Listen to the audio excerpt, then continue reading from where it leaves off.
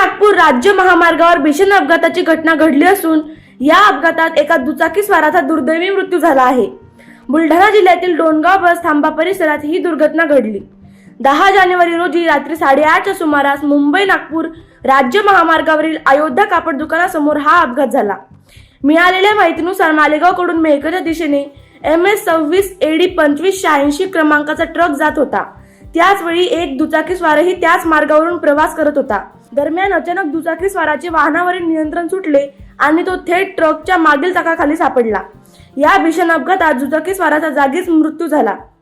अपघातानंतर परिसरात एकच खळबळ उडाली असून स्थानिक नागरिकांनी घटनास्थळी मोठी गर्दी केली होती। घटनेची माहिती मिळताच पोलीस तातडीने घटनास्थळी दाखल झाले असून मृतदेह ताब्यात घेऊन पुढील तपास सुरू करत आला आहे। अपघाताचे नेमके कारण काय याचा शोध पोलीस घेत आहेत। दरम्यान या अपघातामुळे महामार्गावरील वाहतूक काही काळ विस्कळीत झाली होती।